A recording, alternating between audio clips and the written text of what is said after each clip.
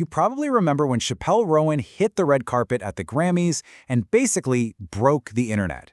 But the story behind that look, that now infamous dress, is so much deeper than just trying to get a reaction. What was really going on there? Let's decode. Right away, this was the question that just split everyone down the middle. Was this sheer maroon Mugler gown some kind of brilliant artistic statement, or was it, like a lot of people were saying, just a desperate grab for the spotlight? The reactions, well, they came in hot. And when I say hot, I mean furious.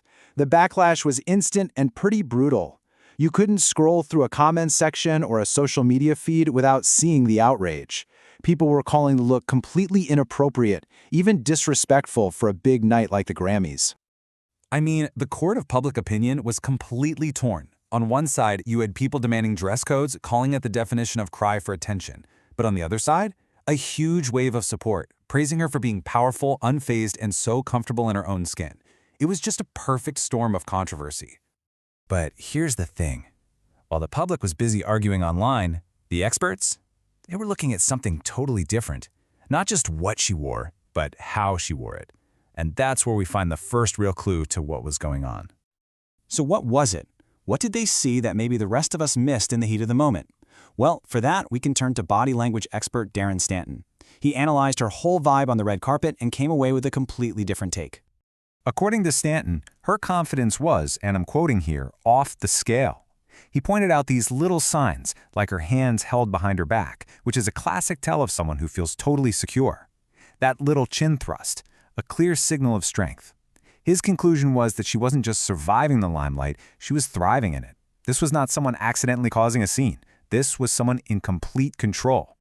And that feeling of control, it makes even more sense when you zoom out. You see, this dress wasn't some random one-off thing. Oh no, it was part of a very deliberate, very well-established pattern of hers, using fashion as a kind of performance art. Turns out this look was meticulously planned. It was a direct callback and homage to one of fashion's most talked-about moments, Thierry Mugler's 1998 collection. That original show also had these incredible gowns that seemed to be suspended from prosthetic nipple rings, the exact same detail Chappell wore. So she wasn't just picking a dress, she was referencing a specific piece of fashion history known for smashing conventions. Her whole artistic identity is built on this idea of camp. You know, it's a style that's super influenced by drag culture, and it's all about using theatricality, exaggeration, and humor to poke fun at our ideas of what's supposed to be good taste. For her, fashion is always a performance. And honestly, if you look at her track record, this is totally her MO.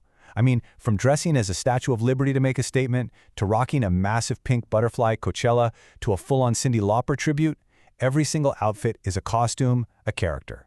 The Grammy dress, it fits right into that pattern. But to really get why she does all this, you gotta understand where she comes from.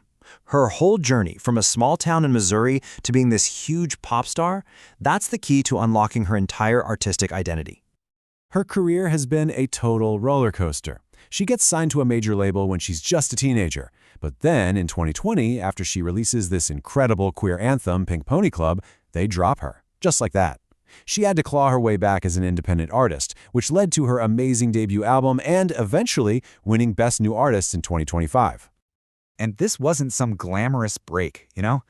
She literally moved back home to Missouri, totally broke, and started working at a donut shop just to save enough money to give her dream another shot.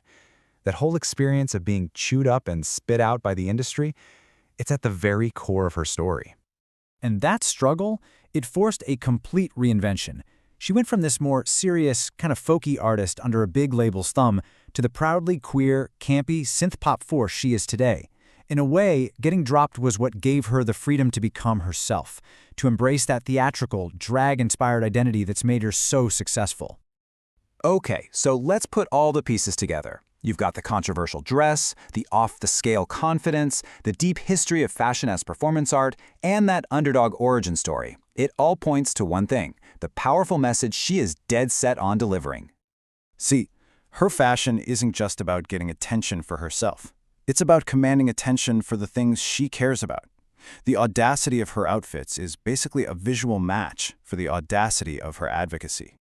And you can see that perfectly in her 2025 Best New Artist acceptance speech. She gets up on that huge stage in her biggest moment, And instead of just saying thanks, she challenges the entire music industry with one simple question. And she wasn't vague about it either. She demanded livable wages and health care for artists who are still developing, using her own story as the ultimate proof of why it's so needed. And on that very same 2026 red carpet, she made this incredibly powerful statement of solidarity, looking right at the camera and telling the trans community, pop music is thinking about you and cares about you.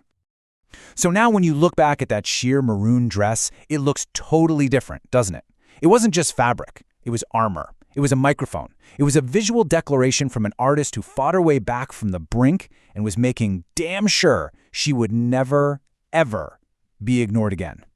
And all of this leaves us with a pretty fascinating question to chew on. In a world where it feels harder and harder to get your voice heard, is the sheer spectacle of the red carpet becoming one of the most powerful stages for protest we have? Chappell Roan certainly seems to think so, and she's using every single sequin to prove her point.